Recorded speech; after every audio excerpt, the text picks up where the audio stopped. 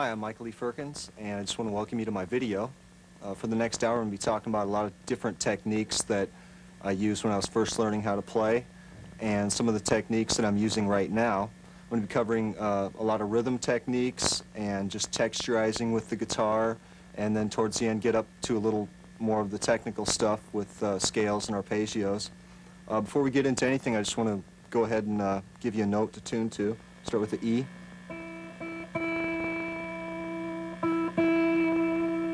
And B.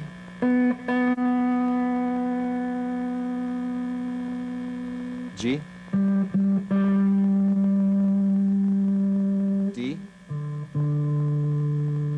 A.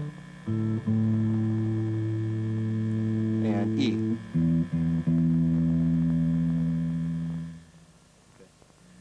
Okay, the first thing I want to talk about today is rhythm guitar. I've noticed that the whole lead thing has gotten kind of out of hand the past couple years, and I just think it's really important that you concentrate on chords and rhythm guitar a lot. You don't really have to, I think, need to be a big chord master and play a lot of, 13th chords and all that kind of stuff, but I think thinking about rhythm a lot is very important. What I'm going to do here is I'm going to record some things as I'm playing them, and I'm going to overdub things over them to just kind of texturize some guitar parts. And basically the whole concept is just taking simplistic ideas and adding them up into something that says something instead of actually playing a really technical thing. So what I'm going to do here is just kind of a real bluesy kind of slide rhythm, and I'm going to overdub some things on it a little bit later.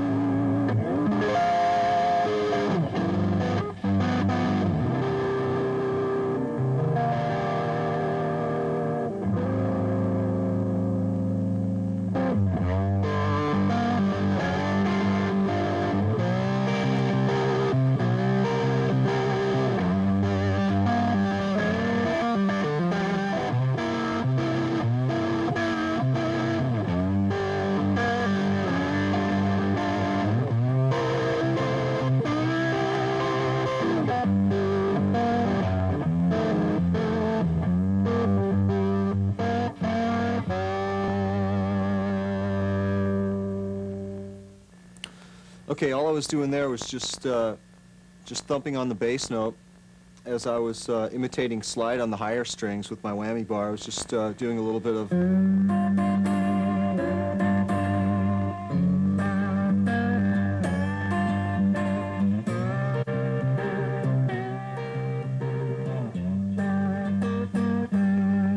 I'm just keeping my pick on my ring finger on my right hand and using my pinky to work the whammy bar.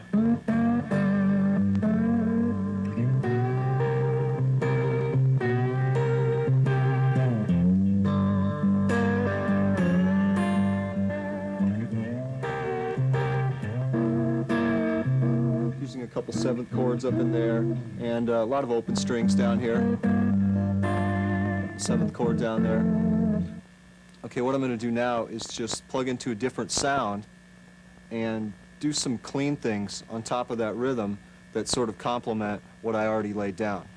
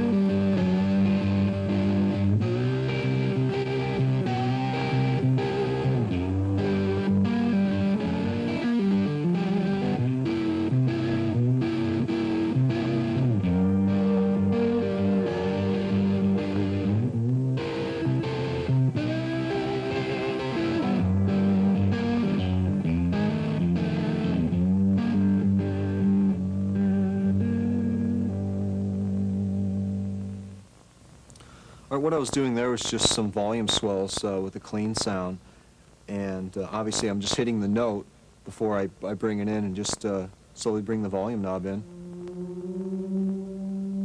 A couple of those kind of gives it a pedal steel type effect when you add some more harmonies on. Okay, what I'm going to do now is lay a lead on top of all the other parts that are already there. What we got already is just, you know, the first rhythm part, and we have the clean sound with the volume swells. And what I'm going to do now is just put a melody over the top of it. And we've already got a lot going on, so we don't really want to get in the way of anything that's already there. And one way you can help to get around that is get another different sound in there.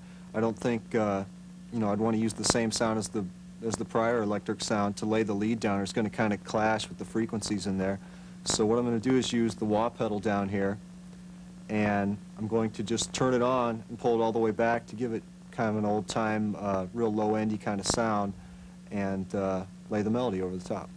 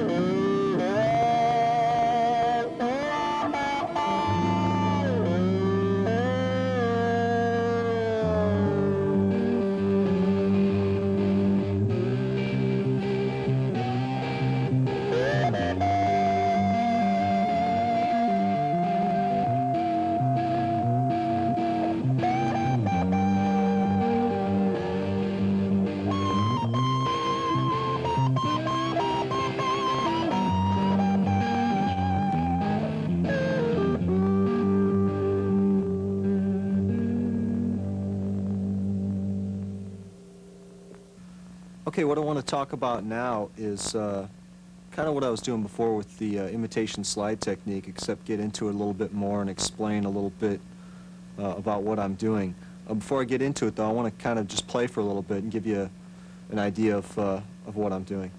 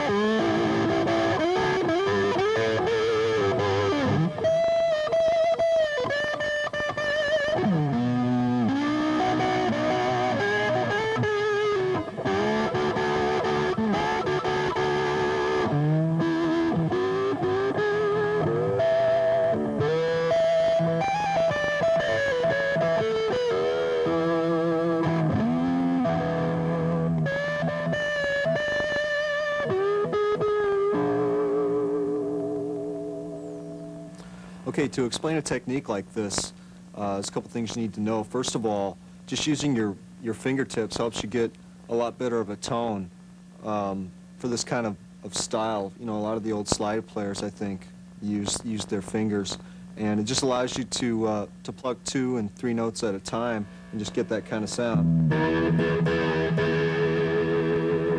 What I'm doing there is just taking a lot of thirds, a lot of cliche slide voicings, and just give it a low note with your thumb and bring it up with your whammy bar.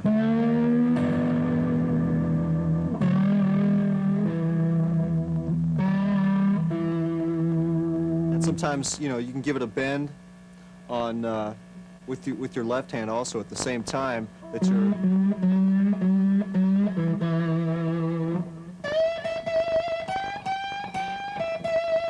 kind of accents on the bend. When you're using your fingers, a lot of times I like to put my pick in my my ring finger there. So if you want to just pull it out, just all of a sudden it's pretty easy.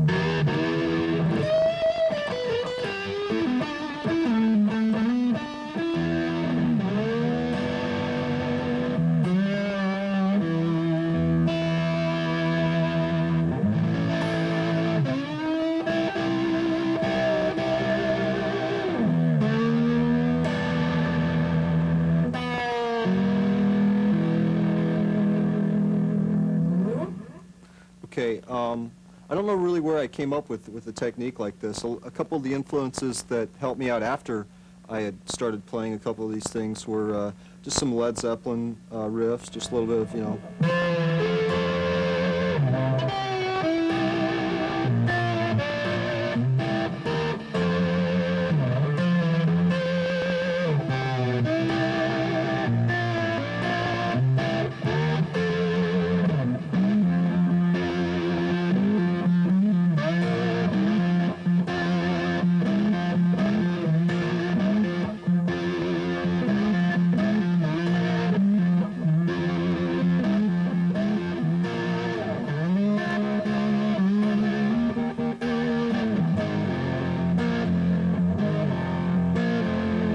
And I think a little bit of Joe Walsh in there, just. All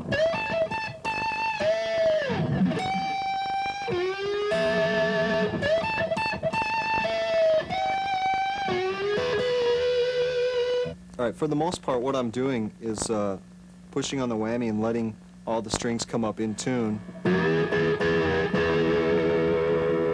But if you try pulling up, there's certain sweet spots that you can find where just the tension creates different harmonies where you're pulling up, and it's usually the same on any guitar with a vibrato arm, but you definitely have to find the little areas. For instance, on the 4th string, if you pull up a full step, you're going to find a flat 5 on the G string, or if you play some thirds on the E and B string, you're going to get into the major and then up into a minor third.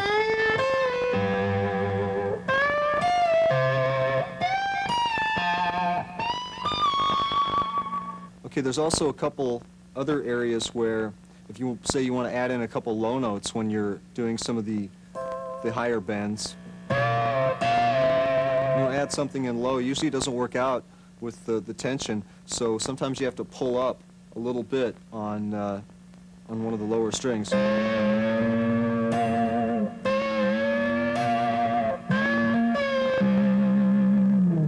there's other times where it just kind of lucks out and some of the lower notes are in tune, like this one.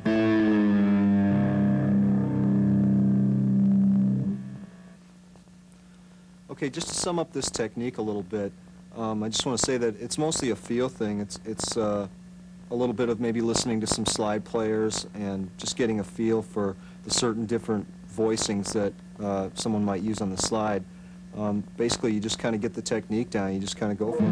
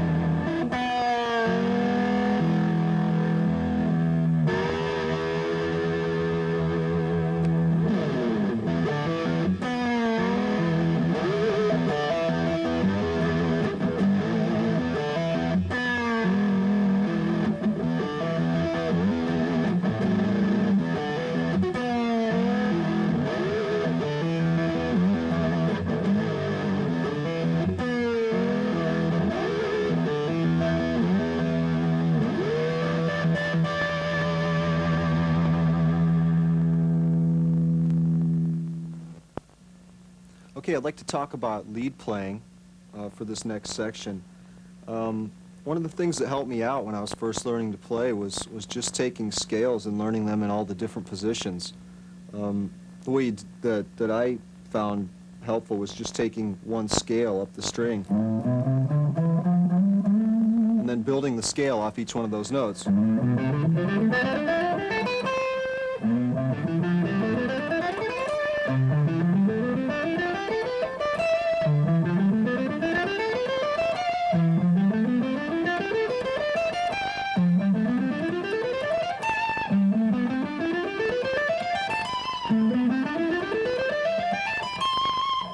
Okay, when you do something like that and you play throughout the whole neck, I think you get a better idea of where you can play instead of just repeating yourself here and maybe taking it up an octave higher.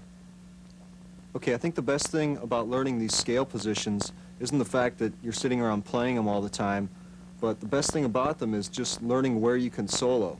You can get all sorts of chords out of those notes, and it helps you with your chord theory and just in general about music. For instance, if you just take the first two strings and take all the positions out of those, you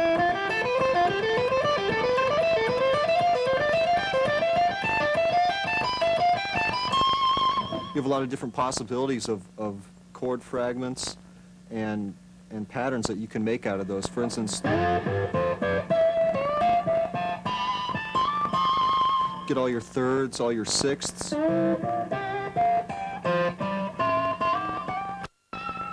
And from that, what you can do is just make up a lot of different patterns within that. And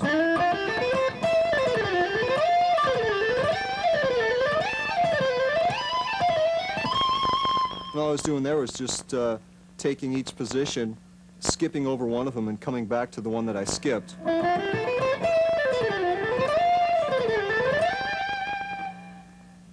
Okay, after working out some of these scale positions, I found that if I applied some of my finger-picking techniques to the same thing, you can come up with some interesting techniques out of that. For instance, if you take just the blues scale up the string like that,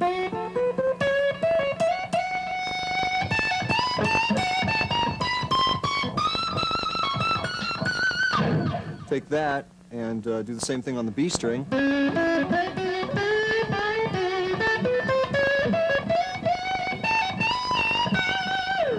Kind of combine them together a little bit.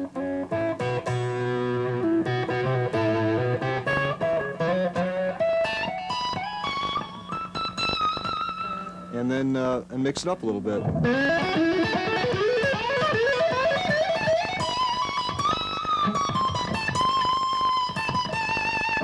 What I'm doing there is just taking the B string and doing that with my thumb.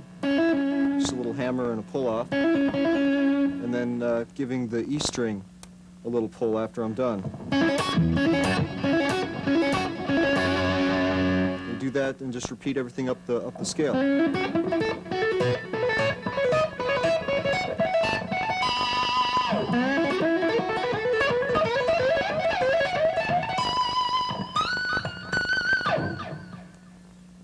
Now if you take that same concept of playing a blues scale straight up the neck on two strings, there's a couple other variations you can use. For instance, if you're in C sharp,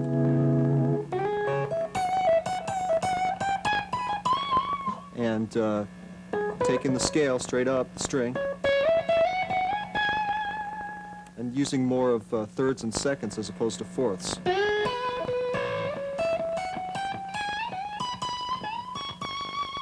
And what I'm going to do there is just use that same theory where I'm skipping the different positions and coming back to the positions that I had skipped, like this.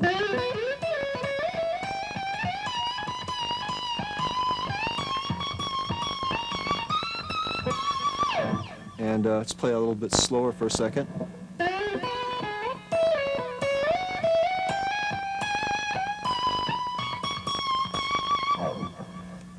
Okay, another technique you can use vertically up the neck like that is a technique that I think I found by just checking out different harmonica players, and it's a real standard harmonica lick. You take a couple open strings and add it in there and just take it up the neck.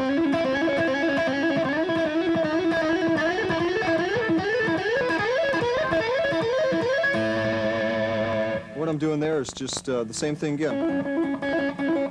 With my thumb, just giving a little hammer and a pull off, except I'm sliding in to each position.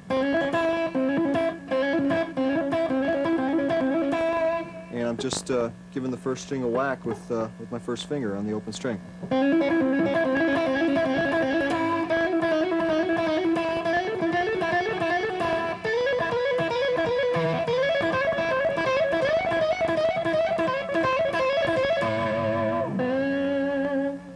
Okay, a similar technique that you can use with the open strings is something that I think I got from listening to a couple banjo players. I'm not very good at doing a lot of the finger rolls, but just on the two strings with the E and B, you can kind of get that kind of an effect by just...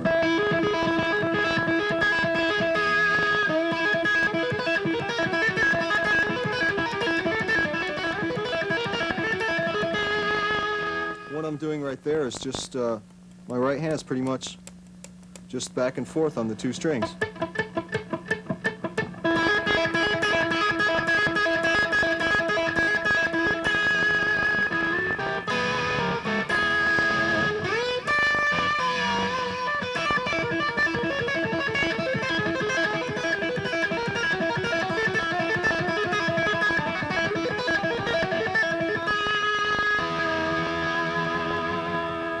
Okay, by adding a capo, you can get some different tonalities because you're able to change where your open strings are going to fall. You can just put it on anywhere and you get some interesting tonalities.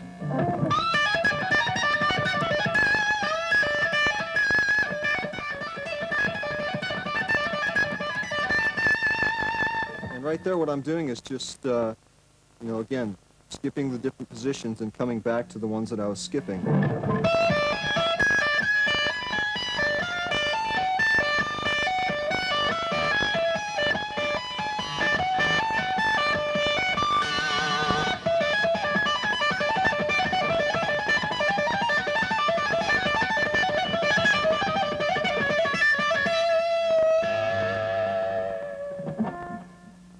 Okay, by adding a capo on, you can get some different tonalities because this allows you to change where your open strings are going to fall. And by changing it around,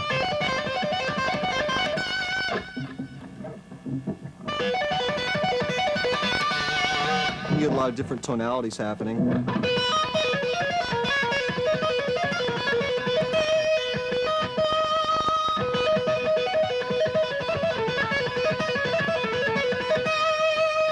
Again, what I'm doing there is just taking the different positions, skipping over some of them, and coming back to them.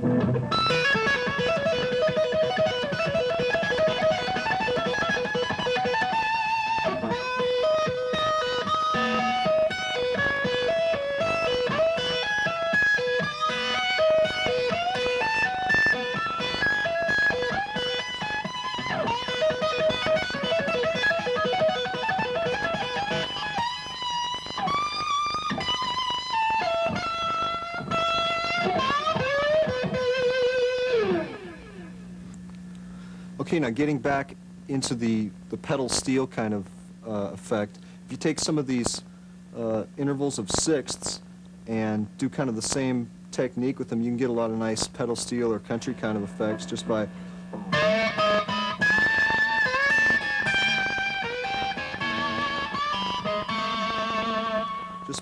again, just pressing on the whammy and letting it come up on its own.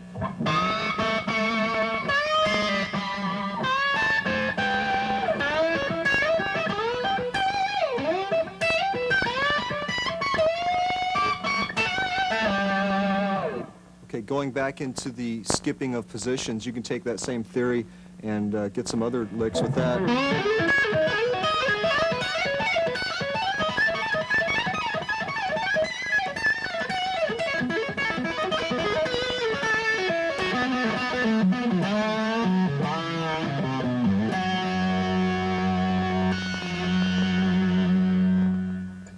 Okay, what I'm doing there is just pulling off with my fourth finger.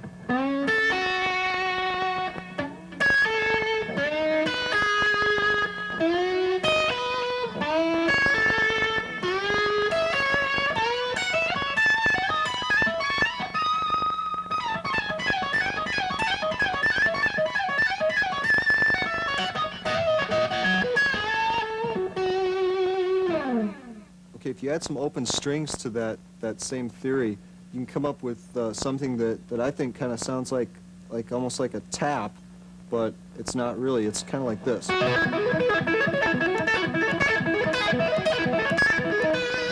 What I'm doing there is just pulling off to the open strings.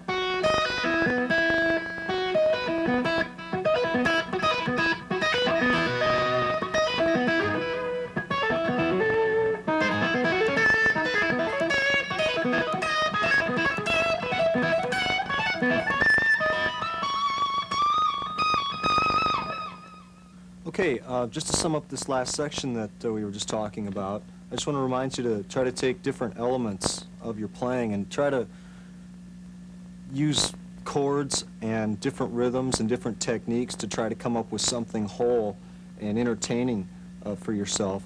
What I'm going to do is just try to take some of the things I was showing you and combine them with some rhythmic stuff and create something here.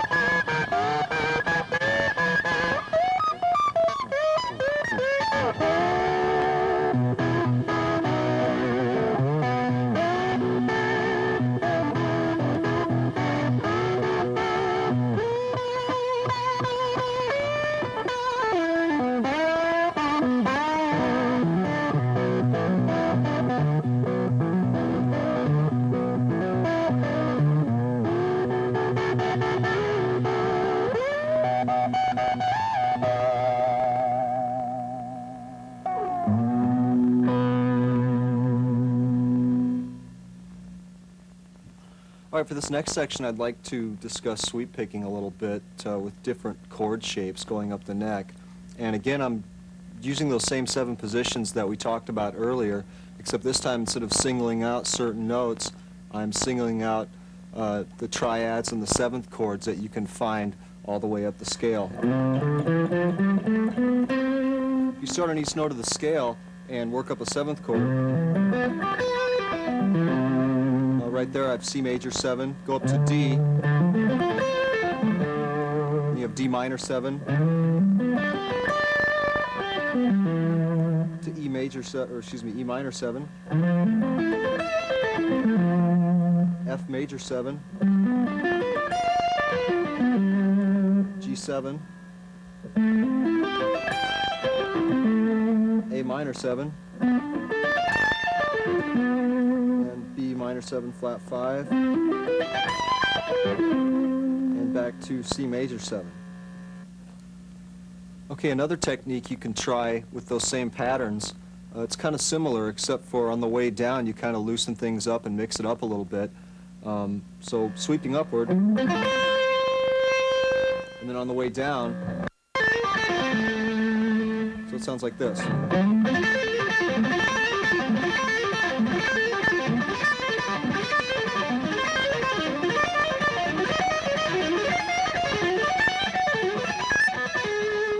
And what I'm doing there is just kind of a hammer pull pattern.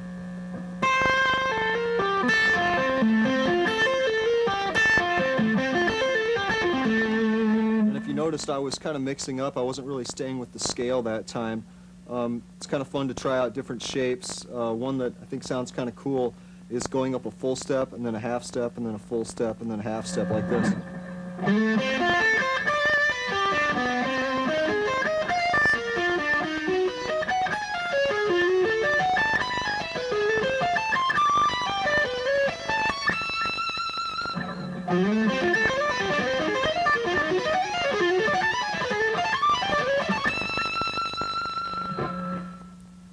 Okay, another pattern you can try with those triads is taking a major triad and going up a minor third each time like this.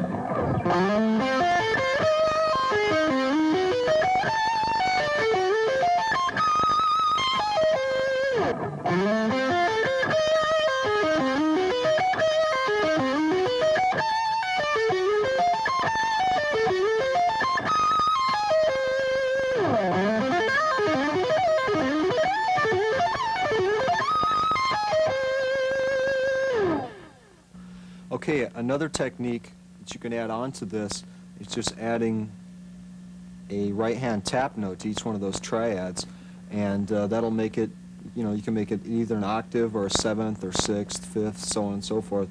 It sounds like this. And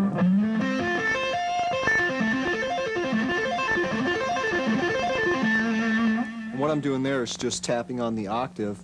You could take it back a half step and you get the major 7.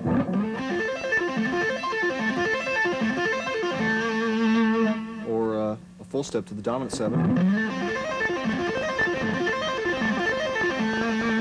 And what I'm doing is just sweeping upward, and then I hit the tap, and then I hammer everything back on the way down like this.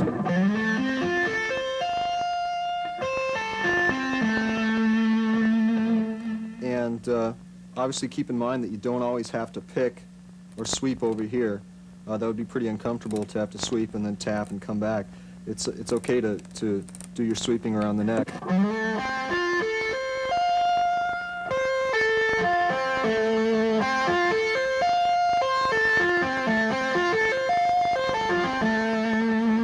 And pretty much the palm of my hand is just resting on the E and the A strings because I'm not using them, and it stays there the whole time throughout the whole tap.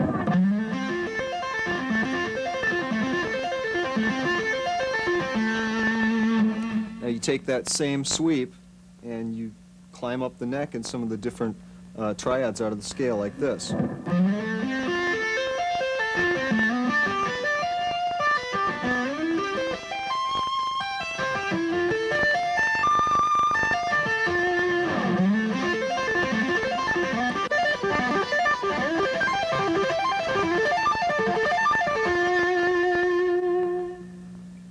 Okay, now if you take that same technique right there and you combine it with the technique that we talked about earlier where you kind of mix up your fingering on the way down and give another tap, you have something like this. And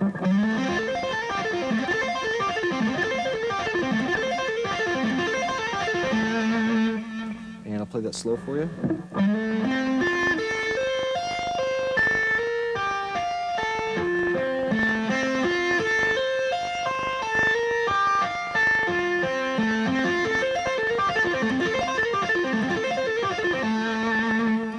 Again, you can move that up the neck. For instance, take one of the other patterns we were talking about where you go up a minor third every time and it kind of sounds like this.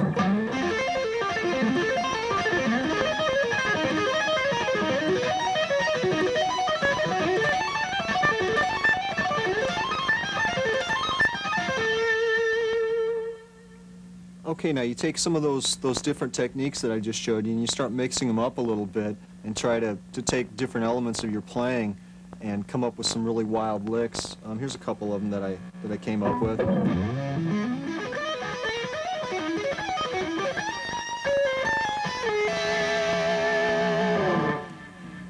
Okay, and what I'm doing there is just going up the scale with a minor 7 arpeggio like this. And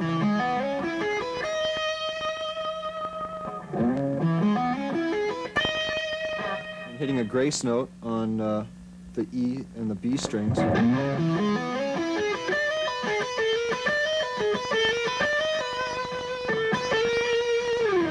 Like that. And what I do from there is I slide into some of those triads that we were playing before.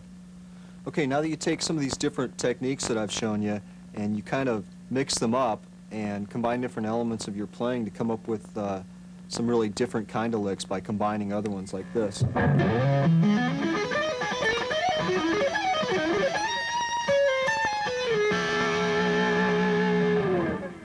Okay, and what I'm doing there is just starting on C sharp, and I'm using a minor 7th shape.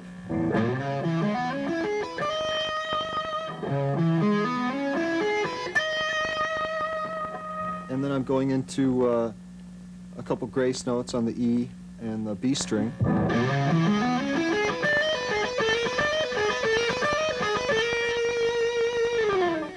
From there, I slide into a couple of those triads that we were using before, and I kind of get a circular motion going, and I finish it off with a couple 6th chords like this.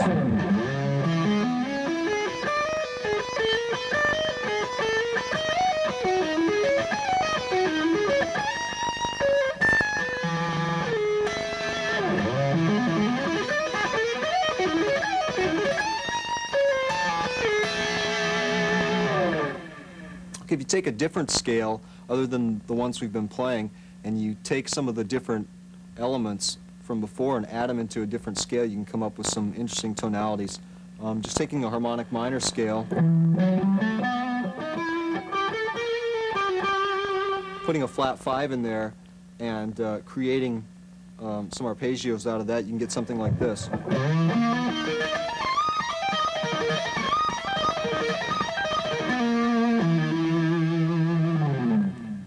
And what I'm doing there is just kind of crisscrossing through some of the notes in the scale in a comfortable shape that I can work with, like this.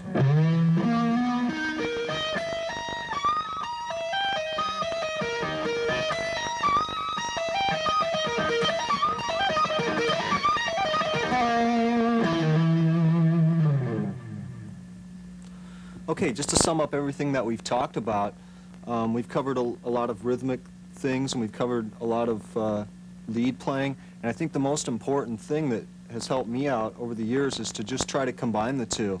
Even when you're just playing by yourself and tapping your foot, it's really important to play rhythm, and every 4 or 8 beats, try to throw a lead in there and keep it going and pop back into the rhythm. And you don't have to keep a perfect 4/4 time. You can experiment with different time signatures that way, and I think it's by far the most important thing you could do for yourself is just sitting around and practicing rhythm and throwing in the lead. On that note, I just want to say thanks a lot for tuning in. I hope you like my video, and I'm going to try to play a couple things on the way out, and thanks a lot. See ya.